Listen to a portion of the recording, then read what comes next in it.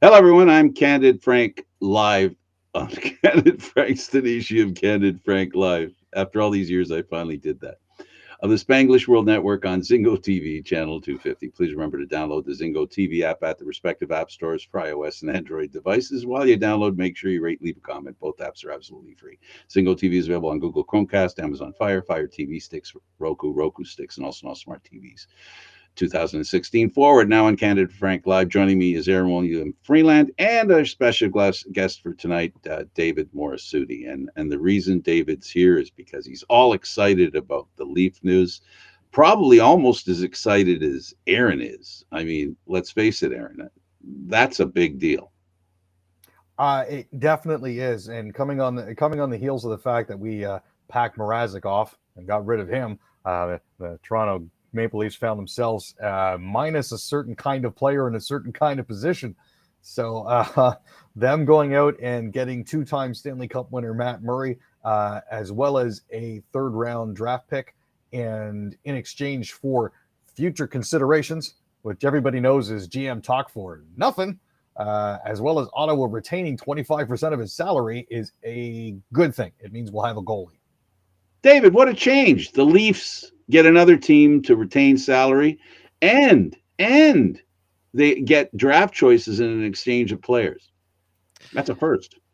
It's usually pretty much. Usually it's always the Leafs trying to find ways to.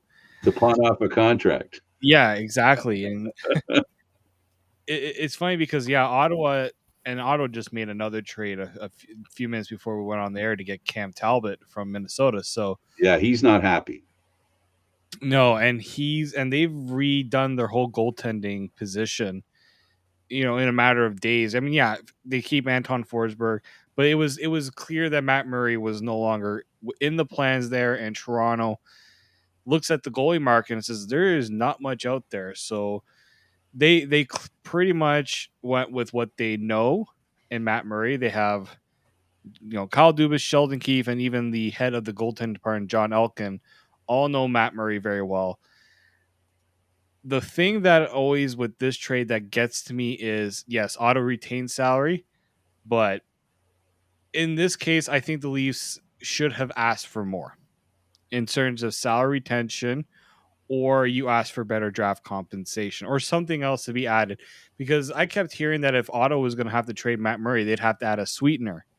Third round pick is not insignificant. It can be a pretty decent draft selection. But when you're talking about getting rid of something you do not want, usually you have to give up a lot more. We have seen teams have to trade first round draft picks There it is. to That's what the Leafs have done.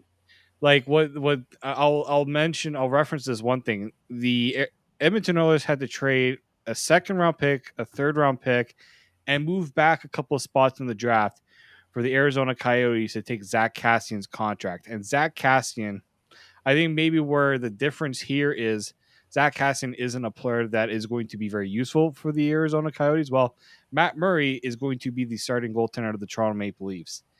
And I think that's where Ottawa probably wasn't willing to give the Leafs the break I think that many were hoping they were going to get. Because The Ottawa. Leafs could owe even more because they said future considerations. So here's the thing that I guess if we read between the lines, Aaron, if the Leafs win the Stanley Cup, they probably owe Ottawa 2 first-round draft choices. I'm thinking though, Ottawa is admittedly taking a bit of a risk by sending Murray to the Maple Leafs, because what if he gets hot? But also, based on the fact that Murray has been injury prone, he's been concussed, he's had knee issues. By sending him to the Maple Leafs, they're one bad game away from having Worrell or Shelgren as their starter for the rest of the season, and that only helps Ottawa, especially with the fact that they've just picked up DeBrincat and a couple other players as well. Here's my big problem with the situation, David. The Leaf fan base has not been very patient with goaltending. Murray's a candidate to be run out of town, just like Mrazek. Yeah, especially given what uh, this is also going to come at the cost that bye bye Jack Campbell. He's not here. He's gone. He's gone. There's Right. no doubt. And so I think, and what a lot of people have complained to me about, not told me, complained to me, is that Austin Matthews is 2 years away from free agency. So that means you are basically taking these last 2 years of Austin Matthews on his current contract, and you're betting on Matt Murray to be the guy that can push the Leafs into that position that they haven't been able to get into all this time. And I think that's where the concern lies. But I tell people too, is just like the options between Matt Murray and everything else out there, not very great. It's like I don't see how other teams, what they have done lately. I look at what Colorado is getting in Alexander Gorgiev. I think that's a gamble. That he has never been a starting goaltender. The But he Detroit, does have a real good upside. He's looked really good. yeah, he's looked good, but he's also been stuck in a backup role for the last few years. Not an easy position to find himself behind the Rangers' number one goaltender. Exactly. The other thing that needs to also be mentioned, Dubas does have history with Murray, as by the way he had with Campbell. And when he had Murray in the Sioux, they were making a charge for a championship. Kyle Dubas didn't think that Murray was enough, so he went out and got Campbell. How's that for irony? It is quite the irony. And guess what? Matt Murray ended up out of the two goaltenders, because Jack Campbell was the first round pick out of the Sioux. It was Matt Murray who gets picked, I think, 4th round by Pittsburgh, 3rd or 4th round. Mm-hmm. And within a few, not that long, takes them to 2 straight Stanley Cups and wins them. Well, his first year, he won the Stanley Cup, and then he was up for Rookie of the Year the second year. Yep. And he was, for those first few years in Pittsburgh, he was probably among the top goaltenders in the league. And then things kind of went downhill a little bit. Now, part of that had to do with he lost his father. It's a very tough situation for any person, let alone athlete, to go through.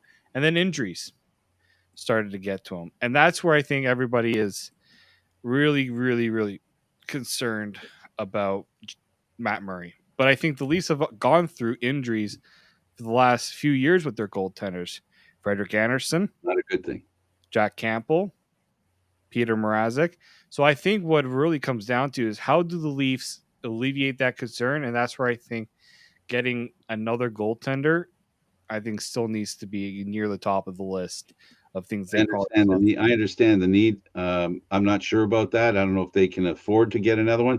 Aaron, the thing about Murray is that he comes to the Leafs with some issues. So in fairness to Dubas, as well, there's 2 commonalities here as far as, both Murray and Campbell. They both have a history with Dubas, and now they're both goaltenders that were elsewhere and not accomplishing what the Sioux said they could be. So now we've got Murray come in just as Campbell did. Well, why are they getting him? He's just a backup goaltender. Remember with Campbell, and he played into the role of a really good goaltender who is loved by his fans. Soup and all that stuff. Well, if there's one thing that the Maple Leafs are fond of, it's reclamation projects. We've been notorious for that sort of thing every single year. You can point to the examples of C.C. Barry and Hyman ended up with the Edmonton Oilers and going for a deep Stanley Cup run, but couldn't get anywhere in Toronto. You look at goalies like Freddie Anderson, who after leaving Toronto went to Carolina, had a fantastic run there.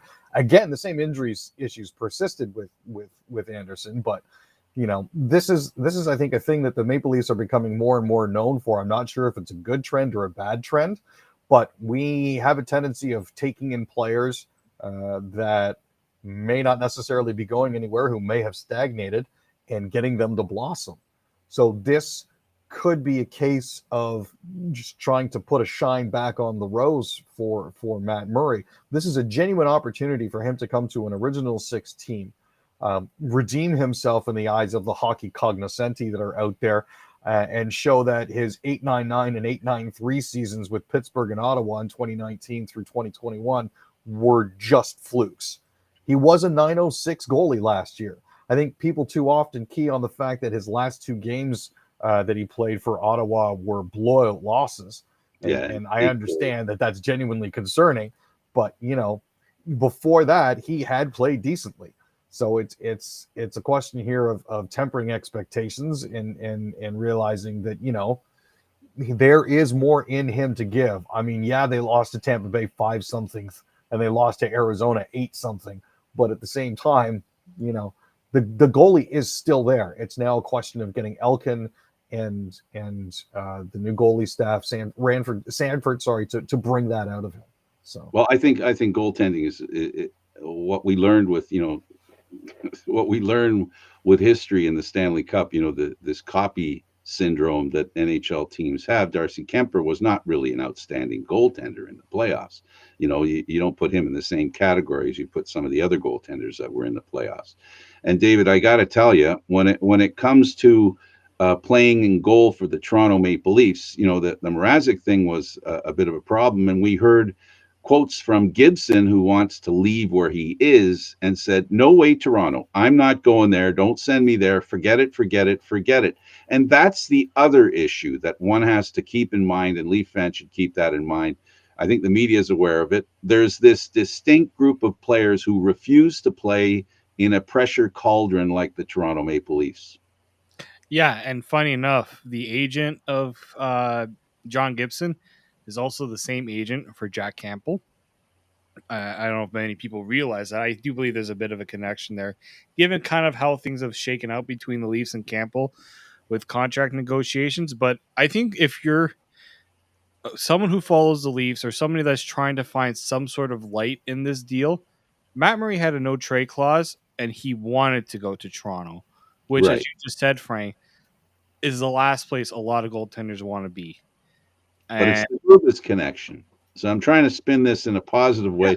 Look at it from both sides. It isn't just the fact that the Leafs were desperate to bring him here. They know him, and he knows them, and there's a relationship there. And there was one with Campbell. And what we learned about that, if you guys don't mind, I'd like to stretch it to this point. There's a lot to be said for going to people you know and trust, especially when it comes to goaltenders, because goaltenders are, they're a little different than everybody else on the team. goaltenders are voodoo. They really are. I mean, you look at some players that look promising at the beginning of their careers, but then run themselves into the ground to the middle before having a renaissance. For example, Mike Smith, who is now, as they remind you 40 times every broadcast, 40 years old, and he's having a renaissance season. He did really well for himself. It's one of those things where you never know exactly what you've got, and that I think is part of what's so magic and also what's so frustrating about goaltenders. So Yeah, well, David, I think the most important thing when it comes to goaltenders, and I'm speaking to both of you, but I'll give you a chance to respond to this. The most important thing with goaltenders, at least this year, what we learned with Darcy Kemper, he wasn't a great goaltender, but he didn't let in that goal. And I think that's the most important thing. yeah, it's also just how the team plays in front of how the team played in front of him, right? Colorado, they reminded me a lot about Chicago back when they won with Antti Niemi.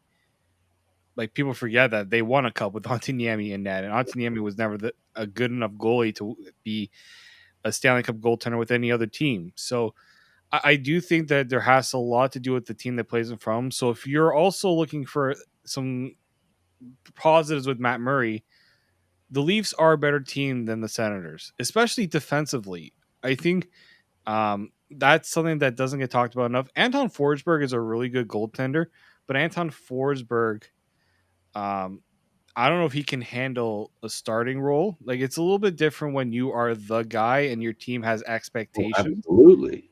right? Absolutely. I think with Matt Murray, that's never been that's it's not like he's going into a situation that he's never dealt with before. He's gone into a situation and saying, I have to be a starter on a team that's expected to win a Stanley Cup. And he's done that twice in a row. So granted he had Marc Andre Fleury as his right hand man to help him get there as well.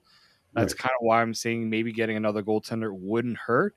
But I also still think that, you know, somebody who has been in that position of if he gets on a run, especially in the playoffs, which is where you need your goaltending to be at its best, Matt Murray has shown that he can do that. Like Pittsburgh, to me, when he won those cups, weren't the best defensive teams, but he No, they was won't. just that good that he got them there. So I think you're right, Frank. You're like teams have now, like Colorado, maybe has shown the rest of the NHL that you don't necessarily need the Andre Vasilevsky in net to win a Stanley Cup. It sure does help, but you can get by if your goaltender is, not losing you games.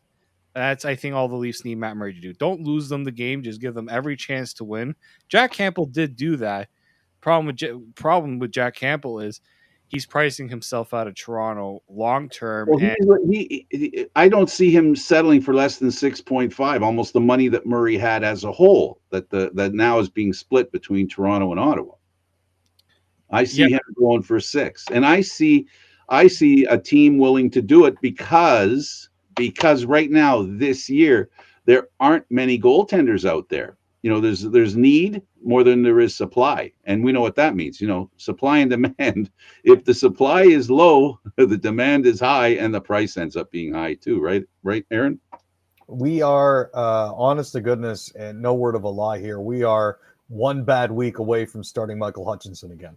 Well, just to tell you how bad the goalie situation is out there, we are that close. So if history tends to, with the Leafs and goaltenders and their luck as far as health is concerned, you're 100% right.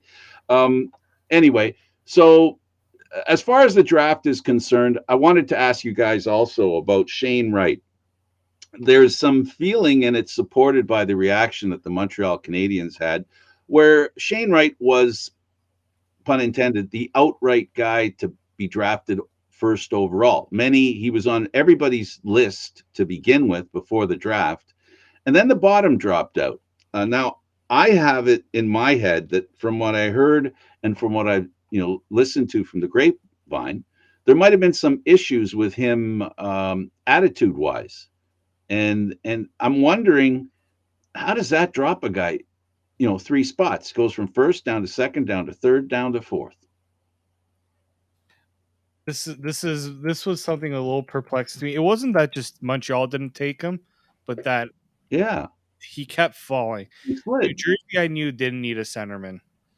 I understood that one, but then Arizona, I'm like, and then it was Seattle, who I was like, it was too bad Seattle didn't win the draft lottery because I would like them to get Shane Wright. Well, they ended up getting him anyways. I just think that, you know what? I don't know how much of how bad does your attitude have to be for a team to think that they have to stay away.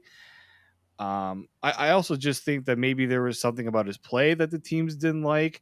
I know that Yuri Slafkovsky really, really impressed a lot of people with his play at the Olympics and at the World Championships, and that's what made him the pick. But if you're Shane Wright, I think, you know what, we went fourth, you didn't go first. It's too bad, but now you are going to go and play in the NHL. You're going to go play for a good team out in Seattle in terms of an organization that seems to be stable, and I think it's going to be a better situation than in Montreal for him. So I don't think he said that his reaction at the draft had nothing to do with Montreal or anything. It's just how it looked, which I don't know. It looked a little too obvious to me, but I think this is something that the Seattle organization maybe will have to work with him to make sure that this doesn't become a regular thing. Having the first overall pick, you get to decide who you talk to, and they could have talked to him about contract too, Aaron. It could also be that they there are a kind of money multitude of factors that go into this, Frank. Sorry. Huh? There's a multitude of factors that go into that, but you have to wonder how bad is his attitude that Montreal would rather draft somebody like Logan Mailloux, who's a registered sex offender, than Shane Wright from the Kingston Frontenacs, who has skill. Like, what does that tell you about this kid, and what is going on here that we don't know? Aaron, it's not the same group of management. It's a different management team, so that's not really fair. That's not a fair comparison because there are two different groups of people, and so yeah. So, but it has to be something that I don't know that caused the problem. I guess real quick because we only have seconds left. Yes or no? Will Murray be a success, Aaron? Yes. David, yes or no? Yes, if he stays healthy. Sure, qualified. Why don't you? Yes, I always have to. But Thank you, gentlemen. This was awesome. Thanks, Okay, Frank. for William Freeland and David Morassutti, I'm Candid Frank Stanisci. Thank you for watching Candid Frank live airing Mondays, Wednesdays, and Fridays at 6 p.m. Eastern Standard Time. This show can also be heard on the Spanglish World Radio Network for Candid Frank Live, other news, entertainment, and sports programming we offer. Please check out SpanglishWorld.ca. Spanglish World. Watch it, hear it, read it, download it, and live it. Thanks for watching, everybody. I'm going to Halifax, baby.